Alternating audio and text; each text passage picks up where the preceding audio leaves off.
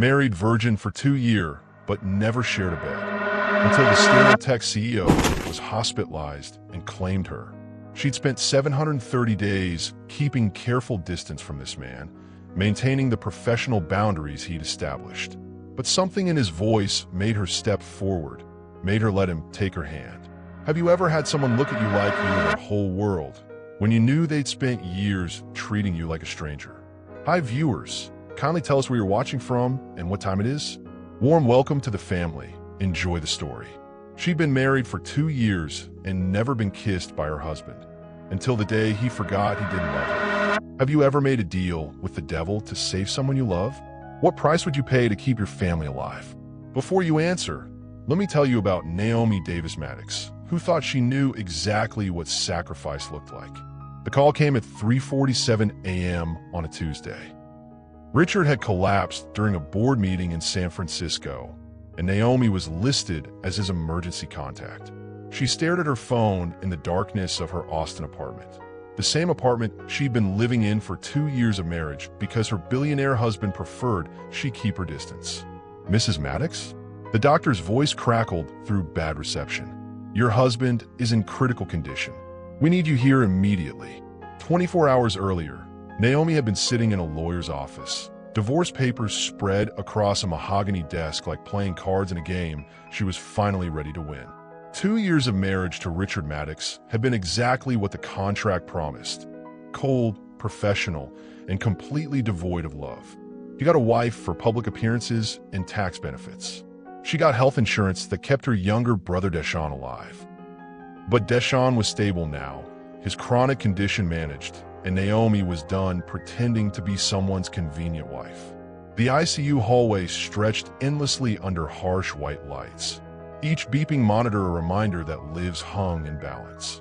Naomi's designer heels, bought with his money but never worn for his pleasure, clicked against linoleum as she approached room 247. She'd expected to find Richard the same way she'd left him that morning. Distant, calculating, treating her like an employee he occasionally had to acknowledge at company events. What she found instead made her question everything she thought she knew about the man she'd legally promised to honor and obey. My beautiful wife. His voice was rough from the breathing tube, but the words hit her like lightning. In 2 years of marriage, Richard had never called her beautiful. He'd barely called her by name. His hand reached for hers with desperate urgency, fingers trembling as they found her skin. I was so scared I'd lost you. Naomi's heart hammered against her ribs. This wasn't the Richard she knew, the one who handed her separate bedroom keys on their wedding night with clinical efficiency. This man was looking at her like she was oxygen, like her presence was the difference between living and dying. The accident affected his memory, Dr. Rodriguez explained quietly, pulling Naomi aside. He has a rare neurological condition that's caused some personality changes. He may not remember the last few years clearly. The last few years, their entire marriage. When Naomi returned to his bedside, Richard's eyes followed her movement like she was the most precious thing in the room. Come closer, he whispered. I need to know you're real. She'd spent 730 days keeping careful distance from this man, maintaining the professional boundaries he'd established. But something in his voice made her step forward, made her let him take her hand. I love you, he said, and the words hung in the air like a confession she'd never expected to hear. Have you ever had someone look at you like you were their whole world, when you knew they'd spent years treating you like a stranger? Share your thoughts below, because what happened next would challenge everything Naomi believed about love, lies, and the contracts we make to survive. The man who'd never touched her was reaching for her hand like his life depended on it. And for the first time in 2 years, Naomi didn't pull away. Memory loss can be a curse, or the only thing that reveals what someone truly feels when their guard is down. Richard's transformation was like watching a stranger wear her husband's face. The man who'd spent 2 years treating their marriage like a business merger was now asking why they had separate bedrooms. I don't understand, he said, sitting up in his hospital bed with genuine confusion clouding his features. Why aren't you staying with me? We're married. Naomi felt heat crawl up her neck. How do you explain to someone that they specifically designed a marriage without intimacy? That they made it crystal clear from day one that she was an employee with benefits, not a wife with rights? You needed space, she said carefully, for your work.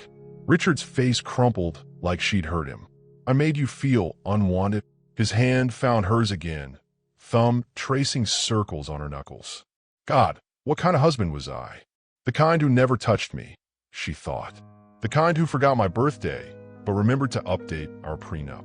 Dr. Rodriguez had warned her that his memories might return gradually, in pieces. But watching Richard study her face like he was memorizing it, Naomi wondered if some part of him had always felt this way and just never had permission to show it. The doctors say I might not remember everything clearly, Richard murmured, his thumbs still tracing patterns on her skin. But I remember loving you. How could I forget that? The words hit her chest like a physical blow. Because you never loved me, she wanted to say. You married me like you'd hire a secretary. But then his mother arrived, and everything got complicated. Margaret Maddox swept into the ICU like a storm in Chanel, all sharp edges and disapproval. She'd never liked Naomi. Made that clear from their first meeting when she'd looked Naomi up and down like she was calculating her net worth and finding it lacking. Naomi, dear, Margaret's smile was arctic. How convenient that you happened to be available. The word convenient hit exactly where it was supposed to, because that's all she'd ever been to this family. A convenient solution to Richard's tax problems and public image needs. Mother, Richard's voice carried warning. Don't. Margaret's eyebrows shot up. In all the family gatherings Naomi had attended, she'd never heard Richard defend her. Ever. The doctors mentioned memory issues, Margaret continued, settling into the visitor's chair like she owned it. I'm sure things will return to normal once you recover properly. Normal, meaning cold, meaning distant, meaning Naomi back in her separate apartment, playing wife only when cameras were rolling. But Richard was looking at her like she was the sun, and for the first time in 2 years, Naomi felt herself wanting to stay in the light. I remember your laugh, he said suddenly, eyes never leaving her face. It sounds like coming home. Naomi's breath caught. She'd laughed exactly twice in his presence, both times by accident, before she'd learned to keep her emotions locked down. What would you do if someone who'd rejected you suddenly claimed to love you? Trust it or question everything? Comment below, because the person walking through that hospital door was about to change everything Naomi thought she understood about her marriage. Victoria Sterling entered the room like a ghost from Richard's past, tears streaming down her perfect face and a pregnancy test clutched in her trembling hands. Some lies protect hearts, others destroy them completely. Victoria Sterling looked like everything Naomi wasn't: tall, blonde, born to the kind of wealth that came with trust funds and summer houses. She also looked pregnant. Richard, Victoria's voice broke as she approached his hospital bed. We need to talk about the baby. Naomi felt the world tilt sideways. Baby? Richard had told her he was sterile. One of the reasons their marriage was supposed to stay purely professional. No risk of complications, he'd said. No messy emotions or unexpected children to complicate their arrangement. Richard's face went blank, confusion replacing the warmth he'd been showing Naomi. Victoria, what are you doing here? You don't remember? Victoria's perfectly manicured hand pressed against her still flat stomach. The fertility treatments? The plans we made. Plans. Fertility treatments. Naomi's vision tunneled as pieces clicked into place. While she'd been living like a nun in her separate apartment, had Richard been planning a family with someone else? I think there's been some confusion, Margaret interrupted smoothly, rising from her chair. Naomi, perhaps you should give them privacy to discuss this. The dismissal hit like a slap. Even now, with Richard's condition unclear, Margaret was trying to push her out of the room, trying to remind her that she was temporary, replaceable, convenient. But Richard's hand tightened on hers. No, Naomi stays. 3 words that shouldn't have meant everything. Victoria's eyes flashed between them, calculating. Richard, the embryo transfer is scheduled for next week. We discussed this before your accident. You said you wanted children, that you were ready to start our family. Our family. Not his family with his legal wife, but with the woman who'd walked away from him years ago. "I don't remember," Richard said slowly, but his grip on Naomi's hand loosened slightly. That afternoon, Richard's lawyer Marcus Chun called Naomi into a private consultation room that overlooked San Francisco Bay. Marcus had been the one to draft their original marriage contract. All business, no sentiment. "There are things about Richard's arrangements that you need to understand," Marcus began, spreading legal documents across the table like evidence in a crime she didn't know she'd witnessed. "What kind of arrangements?" Marcus's nervous energy made the expensive furniture feel cheap. "The fertility clinic. Victoria's pregnancy. There are contracts involved that predate your marriage." Naomi's blood turned cold. "What are you saying?" "I'm saying that Richard made certain commitments before his accident. Commitments that legally supersede your marriage contract in terms of inheritance and parental rights." The papers swam before her eyes. Legal language about genetic material, embryo storage, surrogate agreements. Her name appeared in several places, but not in the way she'd expected. "You think this is about money?" Naomi challenged, finding her voice. "This is about my brother's life. About promises made when someone was desperate enough to believe them." Marcus looked uncomfortable. "Mrs. Maddox, I need you to understand that if Victoria's pregnancy proceeds, and if Richard's memory doesn't return, you could lose everything. The prenup has clauses about infidelity and..." "Infidelity?" Naomi laughed bitterly. "You can't cheat on someone you never loved." But even as she said it, the words tasted wrong. Because for 2 hours in that hospital room, Richard had looked at her like he loved her. Like he'd always loved her. Have you ever been caught between loyalty and truth? When keeping secrets becomes more dangerous than revealing them. Share your experience, because what Naomi discovered next would make her question everything she thought she knew about the man she'd married. The fertility clinic's voicemail was crystal clear. "Mrs. Maddox, we're confirming your embryo transfer appointment for next week." Naomi stared at the phone, blood turning to ice. She'd never been to a fertility clinic in her life. Living with a man who loves the wife you never were is like drowning in someone else's dreams. Richard was being discharged, which meant Naomi had to make a choice. Keep up the pretense of their marriage by moving into his penthouse, or tell him the truth and watch his fragile recovery shatter. The master suite she'd never entered felt like stepping into an alternate reality. King-sized bed with Egyptian cotton sheets, his cologne lingering on pillows that should have held her scent. Everything was perfectly arranged, like a stage set for a marriage that had only existed in legal documents. "This feels wrong," she whispered, setting her overnight bag on the chair. "What feels wrong?" Richard appeared in the doorway, still moving carefully but looking more like himself. More like the powerful CEO she'd married, except for the way he looked at her. "I don't belong here." He crossed the room in 3 strides, hands framing her face with startling gentleness. "You belong wherever I am. We're married, Naomi. This is our home. Our home." She'd been paying rent on a studio apartment for 2 years because he made it clear she wasn't welcome in his space. Now he was looking at her like he couldn't understand why she'd ever been anywhere else. "The guest room might be more comfortable," she tried. Richard's face crumpled. "Did I hurt you that badly? Before the accident?" His thumbs traced her cheekbones. "I can see it in your eyes. You're scared of me." "What did I do?" "Nothing," she wanted to say. "That was the problem. You did nothing. You felt nothing. You made me feel like nothing." But the man touching her face wasn't nothing. He was present, concerned, devastatingly gentle in a way that made her chest ache. "You were distant," she said carefully. "Distant." He repeated the word like it tasted bad. "How distant? How do you explain separate bedrooms to someone who can't remember establishing them? How do you describe 2 years of polite indifference to someone who's looking at you like you hung the moon?" That night, sharing a bed with Richard was like learning to breathe underwater. He kept space between them, respectful, careful, but his body sought hers even in sleep. His hand would find her hip, her shoulder, like he was making sure she was real.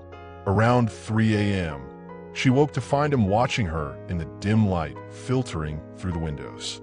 "I'm sorry," he whispered, "for whatever I did before, for making you feel like you didn't belong here." Naomi's throat tightened. Richard, I know I don't remember everything, but I remember the important part. I remember loving you. His fingers traced her jawline. I remember knowing that you were the best thing that ever happened to me, even if I was too stupid to show it. The kiss was soft, tentative, nothing like the demanding man she'd married. This Richard asked permission with every touch, every breath against her skin. When have you had to pretend to be someone you're not? How long can you live a role before it becomes real? Tell me below, because Naomi was discovering that sometimes the person you're pretending to be is closer to who you really are than the mask you've been wearing. Richard's phone buzzed against the nightstand, pulling them apart. Victoria's text glowed in the darkness. Doctor confirmed. It's twins. They need to know about their father. Naomi deleted the message before Richard could see it, her heart pounding against her ribs. How long could she protect a man who might have betrayed her before he even knew her name? She built walls to protect her heart. He built his entire life to hide his secrets. Deleting Victoria's text felt like crossing a line Naomi couldn't uncross. But watching Richard make her coffee the next morning, learning how she liked it for the first time in 2 years, made her want to protect this version of him, even from himself. I have to go to Birmingham, she announced over breakfast. Deshawn needs me. Richard's fork paused halfway to his mouth. Your brother? Is he okay? The concern in his voice was real. Before his accident, Richard had never asked about Deshawn beyond the necessary medical updates required for insurance coverage. He's having some complications. Nothing serious, but she let the sentence hang, testing him. I'm coming with you. Naomi nearly choked on her orange juice. You don't need to. Yes, I do. Richard's hand covered hers across the table. He's family.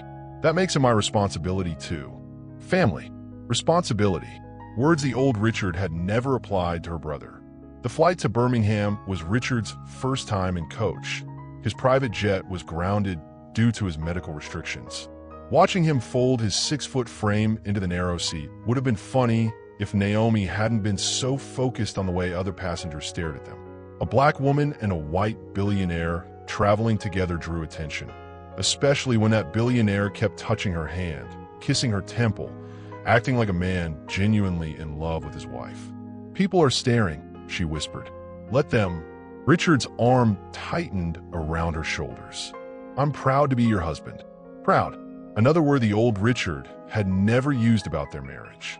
Deshawn was waiting at the hospital, looking healthier than he had in years. The experimental treatment Richard's insurance had covered was working better than anyone had hoped. So this is the famous brother-in-law, Richard said, extending his hand. Deshawn studied Richard's face with the sharp intelligence that had gotten him into MIT before his illness derailed his plans. You look different than in the photos. Different how? Like you actually care about my sister. The words hung in the air like a challenge. Richard glanced between them, confusion flickering across his features. Of course I care about her. I love her. Deshawn's eyebrows shot up. He looked at Naomi with a question she couldn't answer. Later, when Richard went to get coffee, Deshawn cornered her in the hallway. What's going on, Naomi? That man is nothing like the robot you described. He had an accident. Memory issues. Memory issues or personality transplant. Deshawn leaned closer. Because the Richard Maddox you told me about would never look at you the way he's been looking at you all day. Before Naomi could answer, her phone rang. Unknown number, but the area code was familiar. Mrs. Maddox? This is Dr. Patterson from Dallas Fertility Center. We need to discuss your upcoming appointment. Naomi's blood froze. I think you have the wrong number. No, ma'am. I have you scheduled for embryo transfer next Tuesday. Your husband's assistant confirmed the appointment yesterday. The phone slipped from her numb fingers, clattering to the hospital floor. What would you do if you discovered someone's love might be built on pity? Or something deeper? Share your thoughts, because what Deshawn was about to tell Naomi would reveal that their meeting hadn't been chance. It had been carefully orchestrated. Naomi, Deshawn's voice was weak but urgent. There's something I never told you about how you met Richard. He didn't find you by accident. The line between them crackled with tension. But before he could explain, his monitors started beeping frantically, and suddenly every lie felt like it might cost more than just her heart. Some confessions happen in darkness because daylight makes lies impossible to maintain. Deshawn's crisis passed quickly, a minor reaction to his medication, but the interrupted conversation haunted Naomi during the flight back to San Francisco. What did he mean Richard hadn't found her by accident? Back in the penthouse, Richard was different, more attentive, more physical, like nearly losing her brother had reminded him how fragile everything was. I keep thinking about what Deshawn said. Richard murmured as they sat in the darkened living room, city lights painting their faces in alternating shadow and gold. About me looking different. Rain pelted the windows, creating a cocoon of intimacy that made honesty feel possible. You were different, Naomi admitted. Before the accident, we never what? The question hung between them like a bridge she was afraid to cross. How do you tell someone they never touched you when they're touching you now? How do you explain 2 years of careful distance when they're sitting close enough that you can feel their heartbeat? We never talked like this. About real things. Richard's face crumpled. What kind of marriage did we have? A practical one.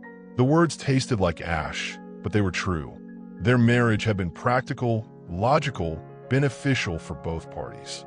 What it hadn't been was this. Intimate conversations in the dark. Richard's thumb tracing circles on her wrist like he couldn't stop touching her. I don't want practical, he said, voice rough. I want real. When he kissed her, it wasn't tentative like before. It was desperate, hungry, like he was trying to make up for 2 years of lost time. His hands framed her face like she was something precious he'd finally found. Is this okay? He whispered against her lips. The question broke something loose in her chest. When had anyone ever asked her permission? When had anyone ever made her feel like her consent mattered more than their convenience? Yes, she breathed, surprised by how much she meant it. They moved to the bedroom like teenagers sneaking around, hands everywhere, mouths fused together. Richard undressed her like he was unwrapping something sacred, each touch asking permission, each kiss a question she answered with sighs. I don't remember our first time, he confessed, hands shaking as they traced her collarbone. Tell me what you like. There hadn't been a first time, but looking into his eyes, dark with want and something deeper, Naomi couldn't bring herself to destroy the moment with truth. I like this, she whispered, guiding his hands lower. I like when you look at me like I matter. You do matter. You're everything. The words should have felt like lies, but his body was telling the same story. Reverent touches, whispered praise, the kind of attention she dreamed about but never expected to receive. When someone's touch feels like home despite logic saying run. Have you experienced that magnetic pull? Share below, because what happened next would change everything Naomi thought she knew about desire, about worth, about the difference between being wanted and being needed. As they lay tangled together afterward, Richard's breathing even against her neck, Naomi felt something she'd never experienced in 2 years of marriage, belonging. But belonging built on lies has a way of crumbling. Richard's phone lit up with a video call from Victoria, the preview showing an ultrasound image. Naomi's blood froze as she read the timestamp, dated 3 months ago, before Richard's accident. The babies Victoria was carrying weren't conceived after his memory loss. They were planned before it. The past has a way of intruding on present happiness, especially when it's carrying your husband's children. Victoria arrived at the penthouse like vengeance in designer maternity, where ultrasound photos clutched in manicured fingers that once wore Richard's engagement ring. We need to talk, she announced, pushing past Naomi at the door. All of us. Richard emerged from the bedroom, hair still messed from their night together, confusion clear on his face. Victoria, what are you doing here? Showing you proof. She thrust the ultrasound images at him. These are your children, Richard. Twins. Conceived 3 months ago, just like we planned. Naomi watched Richard's face go pale as he studied the images.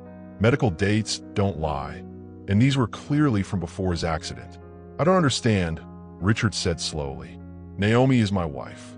Victoria's laugh was sharp enough to cut glass. Your wife? Richard, you married her for tax benefits and health insurance. You told me yourself. It was business, nothing more. The words hit Naomi like physical blows, but they were true.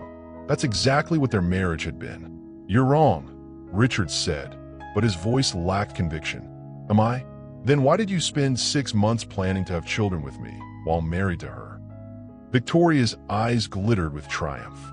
"Why did you tell me she was temporary? That once your merger went through, you'd divorce her and we'd finally be together?" Naomi felt the room tilt. "Merger? What merger? I would never," Richard started. "You did. You said marriage to her was like hiring the perfect employee, useful, but ultimately disposable." Victoria's voice softened, became pleading. "The fertility treatments, the embryo creation, the appointment next week, all of it was your idea." Richard's phone buzzed. Marcus Chen's name flashed on the screen. "Answer it," Victoria demanded. "Ask him about the fertility contracts. Ask him about the merger timeline. Ask him why your wife was supposed to be out of the picture by now." With shaking hands, Richard accepted the call and put it on speaker. "Richard, thank God you're okay. We need to discuss the Biotechnica merger," and Marcus stopped abruptly. "Are you alone?" "No, Victoria's here." And Naomi. Silence stretched across the line before Marcus spoke again, carefully. "Perhaps this isn't the best time to discuss business matters." "What merger?" Naomi asked, finding her voice. More silence. "Marcus," Richard's voice carried warning. "What merger?" "The one scheduled to close next month. The one that required." Marcus cleared his throat. "The one that required certain personal changes to your life to satisfy the board." "Personal changes? Like divorcing an inconvenient wife." Victoria stepped closer to Richard, hand resting on her barely visible bump. "He chose me first, Naomi. You were just the convenient replacement when I refused his conditions." How do you fight for something that might have been built on lies? When is love worth the battle? Comment your experience, because what Richard remembered next would shatter everything Naomi had started to believe about their night together. Richard's hand went to his head, eyes squeezing shut. "I remember," he whispered. "God help me. I remember the clinic. I remember signing papers. I remember telling you." His eyes opened, horrified, focused on Victoria. "I remember promising you everything." The man who'd made love to her hours ago was staring at another woman like she was his future, and Naomi realized she'd been living in a beautiful dream that was about to become a nightmare. Marriage contracts can be dissolved, but what happens when your heart refuses to honor the terms? Marcus Chen's law office felt like a courtroom as he spread documents across mahogany. Contracts within contracts, each one a nail in the coffin of Naomi's happiness. "The fertility agreement predates your marriage by 6 months," Marcus explained, not meeting Naomi's eyes. "Richard and Victoria signed embryo creation contracts, surrogate arrangements, even custody agreements." "Surrogate arrangements?" Naomi's voice came out strangled. "That's where you come in." Marcus pushed a document toward her. "Your signature is required for the embryo transfer.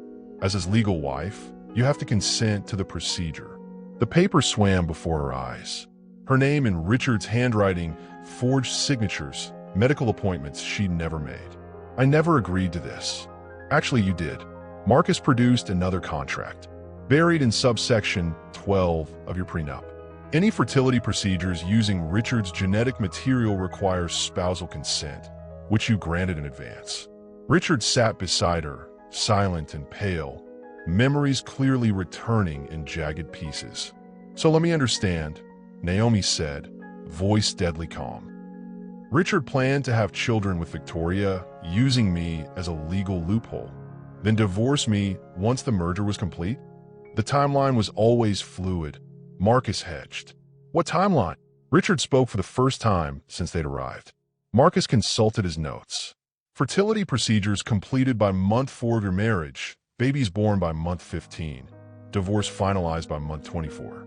The board needed to see family stability before approving the merger, but they specifically requested traditional family structures." "Traditional? Code for white." "You sold me," Naomi whispered. "Like cattle." "It wasn't supposed to feel like that," Richard said miserably. "The plan was clinical, professional. You were never supposed to get hurt, because I was never supposed to matter." The truth hung between them like poison gas. She'd been a placeholder, a legal requirement, a convenient body to legitimize his real plans with Victoria. "I don't care what I agreed to before," Richard said suddenly, voice shaking. "I choose you now. I choose us." Victoria laughed from her seat across the room. "Choose her? Richard, I'm carrying your children. Twins. Do you have any idea what I went through to conceive them?" The embryos were created with donor sperm, Marcus interrupted quietly. The room went dead silent. "What?" Victoria's face went white. "The fertility clinic called this morning. There was a mix-up in the paperwork. The embryos Victoria is carrying were created with donor genetic material, not Richard's." Victoria stood up so fast her chair toppled. "That's impossible. DNA testing confirms it. The children aren't biologically Richard's. Can love built on lies become real? Does it matter how something starts if it becomes genuine? Share your perspective, because what happened next would prove that sometimes the biggest lies we tell are to ourselves. The fertility clinic's follow-up call came while they were still processing Victoria's deception. Dr. Patterson's voice was crisp and professional. "Mrs. Maddox, we need to discuss your embryo transfer schedule for tomorrow. The genetic material is confirmed viable, and the surrogate is ready." Naomi stared at the phone in horror. "What surrogate?" "You, Mrs. Maddox. Your husband's instructions were very specific. The transfer was to be completed during your appointment window, using your reproductive system to carry his and Ms. Sterling's genetic material." Richard's face went gray. Victoria wasn't carrying his children, but Naomi was scheduled to. She married him for money. Now she was willing to lose everything to keep him. The fertility clinic looked like a palace of broken dreams, all white walls and whispered promises. Dr. Patterson led them to a consultation room where the truth finally came into focus. The embryos were created using Ms. Sterling's eggs and Mr. Maddox's sperm 6 months ago, Dr. Patterson explained, consulting his files. The plan was always for Mrs. Maddox to carry the pregnancy to term. Naomi felt sick. "I was supposed to be a surrogate for my husband's children with another woman?" "The legal documentation is quite thorough," Dr. Patterson continued, "including agreements about custody arrangements, financial compensation, and post-birth separation protocols." Post-birth separation. They'd planned to take the babies and discard her like used equipment. "This is insane," Victoria interjected. "I was told I was carrying Richard's children." "No, ma'am. Your pregnancy resulted from embryos created with donor sperm, likely during a previous procedure. These records show 2 separate fertility tracks running simultaneously." Richard's head was in his hands. "I don't remember any of this." "The memory loss is consistent with your neurological condition," Dr. Patterson said, "but the consent forms are signed and legal." "Mrs. Maddox, are you still planning to proceed with tomorrow's transfer?" "Absolutely not," Naomi said immediately. "Actually," Marcus Chen's voice came from the doorway, "that decision isn't entirely yours to make." He entered with a folder thick enough to choke on. The prenup includes specific clauses about fertility obligations. If you refuse to carry through with agreed-upon procedures, you forfeit all financial benefits, including your brother's medical coverage. The room spun around Naomi. They had her trapped. Carry Richard's children with another woman, or watch Deshawn die. "That's enough." Richard stood up, voice carrying the authority that had built his empire. "Cancel everything.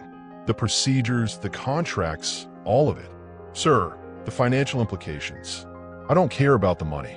Richard's hand found Naomi's, squeezing tight. "Cancel it all. I choose my wife." Victoria's face twisted with rage. "Your wife? Richard, wake up. You don't love her. You said so yourself. She's useful, nothing more." "I was wrong. You have brain damage. You're not thinking clearly." "I'm thinking clearly for the first time in years." Richard pulled Naomi against his side. "Whatever I planned before, whatever contracts I signed, I revoke all of it. My marriage to Naomi is real, and it's the only thing that matters." The legal battle that followed was brutal. Victoria hired lawyers who painted Naomi as a gold digger taking advantage of Richard's condition. Margaret Maddox supported Victoria, claiming Richard's memory loss made him incompetent to make financial decisions. But Richard fought back with everything he had. What would you sacrifice to protect the person you love? When does fighting for love become worth any cost?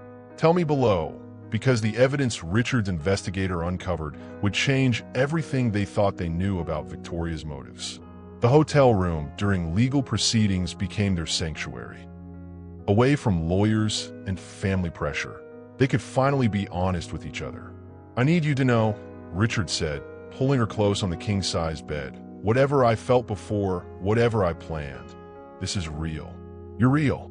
When they made love that night, it wasn't about memory or contracts or legal obligations. It was about choice, his choice to fight for her choice to believe in them. But Victoria's final card was still unplayed, and it would threaten everything they'd built on the foundation of Richard's forgotten cruelty. Money can't buy love, but it can definitely be used to destroy it. Margaret Maddox's estate loomed like a fortress of old money and older grudges. Every antique and portrait a reminder that some families treat love like a hostile takeover. "You're destroying our family's reputation," Margaret announced, settling into her throne-like chair in the library. Richard's condition has made him vulnerable to manipulation. Naomi had been summoned like a servant, but she entered like a queen. 2 weeks of legal battles had taught her that backing down only invited more attacks. "Richard's condition has made him honest," Naomi replied. "Maybe that's what you're really afraid of." Margaret's eyes narrowed. "You think you're clever, don't you? A little girl from Birmingham who thinks she can waltz into our world and claim what isn't hers." "I'm not claiming anything. Richard chose me." "Richard chose you when he wasn't himself. The man I raised would never pick a nobody over." "Over what?" "Victoria, who lied about carrying his children. You, who tried to use his memory loss to control him." Naomi stepped closer. "Or maybe you're upset because the son you raised to be cold and calculating finally learned how to love." Margaret's face flushed with anger. "Love? You think this is about love? This is about a $15 billion merger that your presence is jeopardizing." $15 billion. The number hit Naomi like ice water. "The board wants traditional family values," Margaret continued. "Not some arrangement that makes them uncomfortable." Arrangement. The word was loaded with exactly the prejudice Naomi had expected but hoped to avoid. Then maybe the board needs to evolve. The board needs stability, which is why I'm prepared to offer you a settlement that will make you very comfortable, provided you disappear quietly. Margaret slid an envelope across the mahogany table. The number inside had enough zeros to change Naomi's life forever. "Take it," Margaret urged. "Use it to help your brother. Start fresh somewhere else. Richard will recover, marry someone appropriate, and everyone wins." Someone appropriate. The word stung exactly as intended. "What if I refuse? Then I'll make sure your brother's medical trust is audited for fraud. Your immigration status is questioned. You are from Alabama, after all, and Richard's competency is legally challenged." Margaret's smile was sharp as broken glass.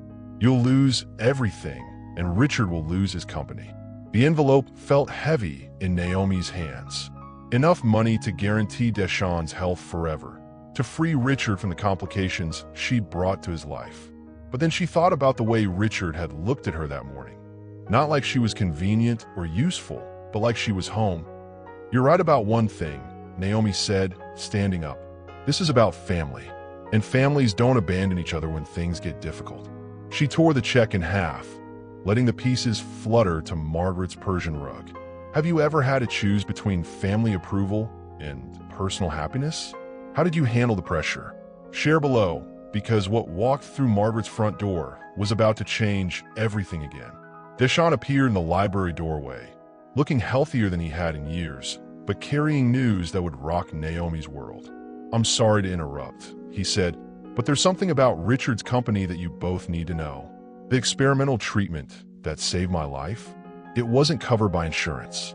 Richard has been paying for it personally for over a year, even before you married him." Margaret's face went white as the truth became clear. Richard had been taking care of Naomi's family long before their contract marriage began. Freedom means nothing if you don't use it to build something worth keeping. 6 months after the courtroom victory, Naomi stood in their new Austin office space, watching Richard explain biotech applications to potential investors. The man who once treated her like a business transaction now looked at her across the conference room like she hung the stars. Their consulting firm was booming. Richard's tech expertise combined with her design vision created something neither could have achieved alone. The irony wasn't lost on her. They'd started as fake partners and become real ones in every way that mattered. Have you ever discovered that what you thought was your biggest mistake turned out to be your greatest blessing? Share your story below.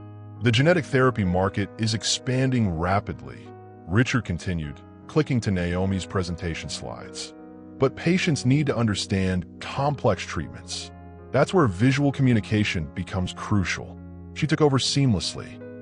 Fear disappears when people understand their options. Our approach combines medical accuracy with emotional accessibility.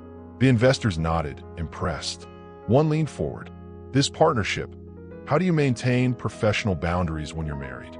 Naomi smiled, catching Richard's eye. We don't have boundaries. We have trust. After the meeting, Richard pulled her into his arms right there in the conference room. That was incredible. You were incredible. His kiss tasted like victory and possibility. 2 years ago, she would have pushed him away, suspicious of his motives. Now, she melted into him, her body recognizing home. Remember our first meeting in this building? She whispered against his lips. You were so cold, so controlled. I was terrified, he admitted. Terrified of feeling anything real. They moved together toward the desk, hands exploring familiar territory that never got old. Richard lifted her onto the polished wood surface, her skirt riding up as he stepped between her thighs. Someone could walk in, she breathed but didn't push him away. Let them see, he growled, mouth finding the sensitive spot on her neck. Let them see how crazy I am about my wife. His hands found her everywhere, claiming and worshiping simultaneously. When he touched her like this, the rest of the world disappeared.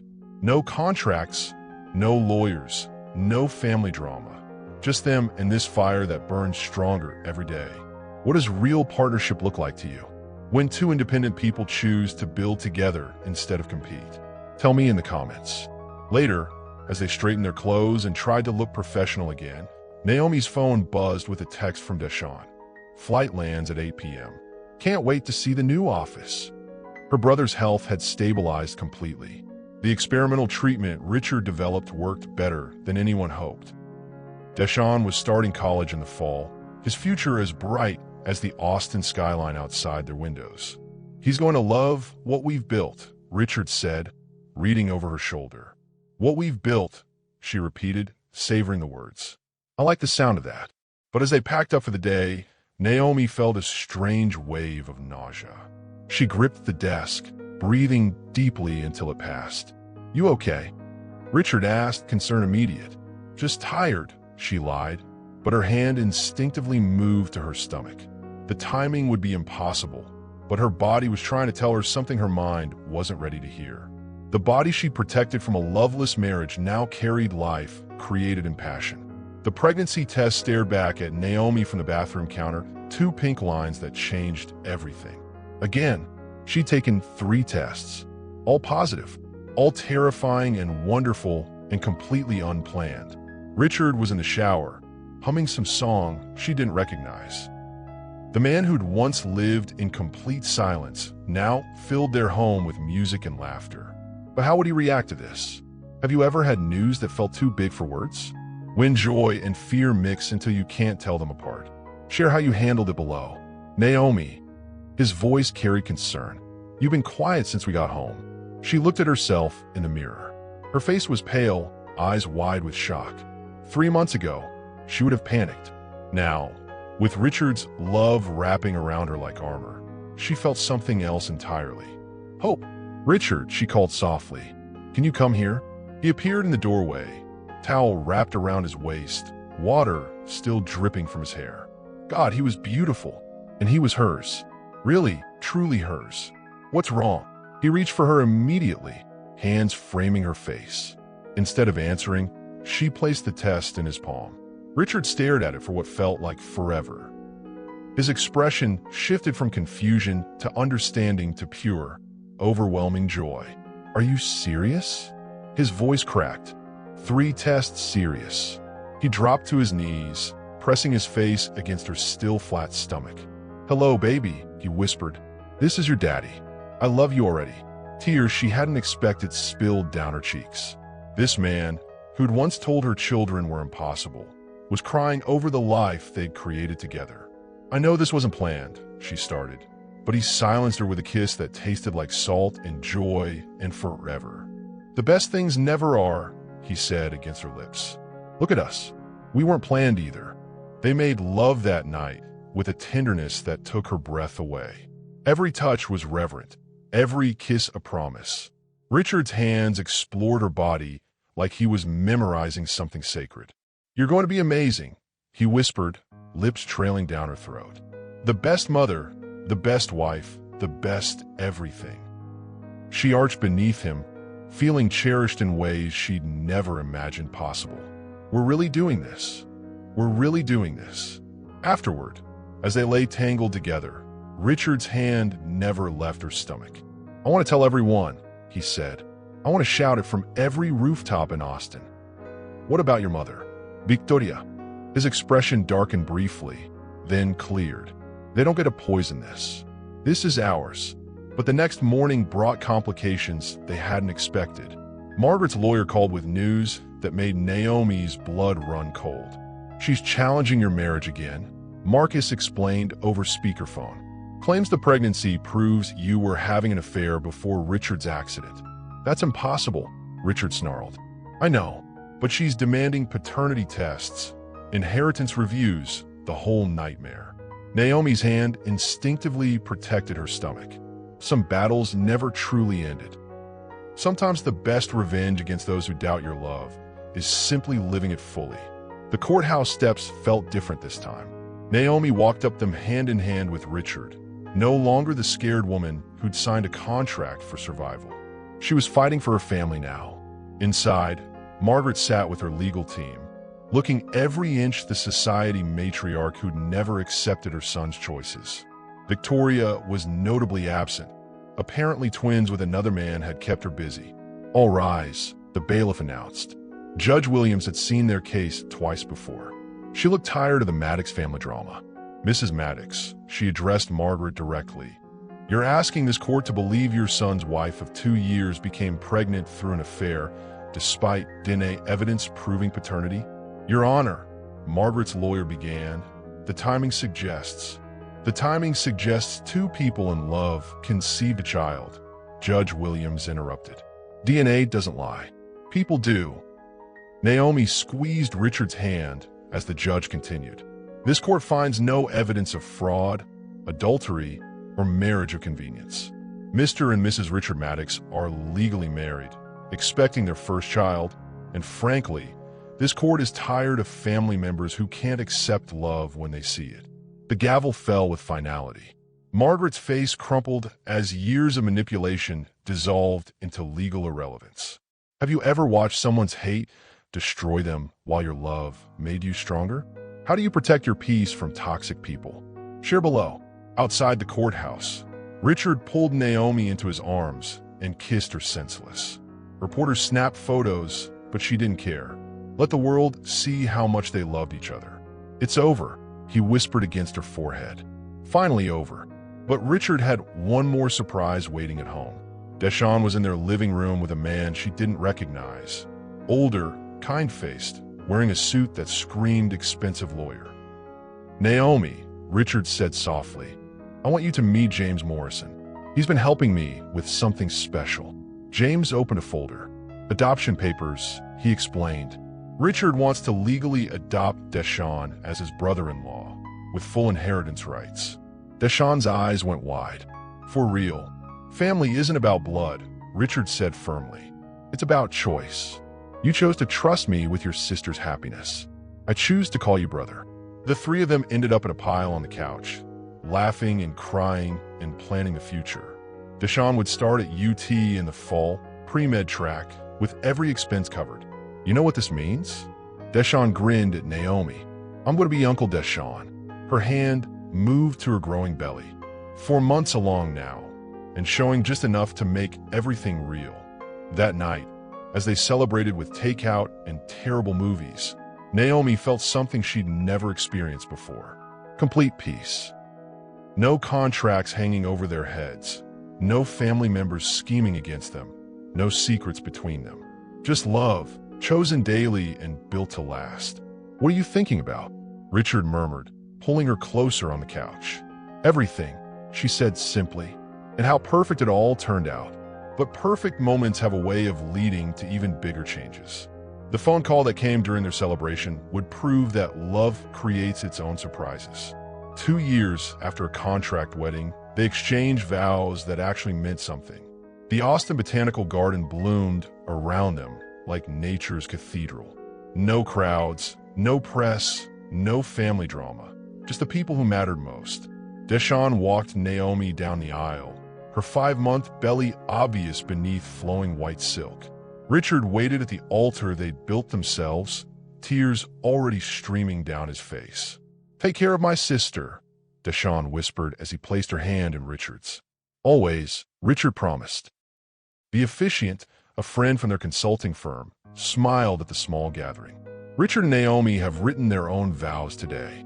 Richard's voice shook as he began. "2 years ago, I thought I was hiring a wife. I was actually finding my soul. Naomi, you taught me that love isn't something you negotiate. It's something you surrender to." Naomi's tears fell freely. "I thought I was saving my family by marrying you. I was actually saving myself. Richard, you showed me that the right person doesn't complete you. They inspire you to become complete on your own, then choose to share that wholeness. Have you ever realized that what seemed like a mistake was actually leading you exactly where you needed to be? Tell me about your unexpected blessings below." They exchanged new rings, simple bands they'd chosen together, engraved with by choice, not chance. "You may kiss your wife," the officiant announced. Again, Richard's kiss was different this time. No desperation, no fear of loss, just pure joy and commitment. Their reception was small, but perfect. String lights, good food, better friends. Naomi danced with her husband while their baby kicked against her ribs, as if celebrating too. "Mrs. Maddox," Richard murmured in her ear. "How does it feel to be really married?" "Like coming home," she whispered back. Later, in their hotel suite, Richard helped her out of her dress with the same reverence he'd shown that first night they'd truly made love.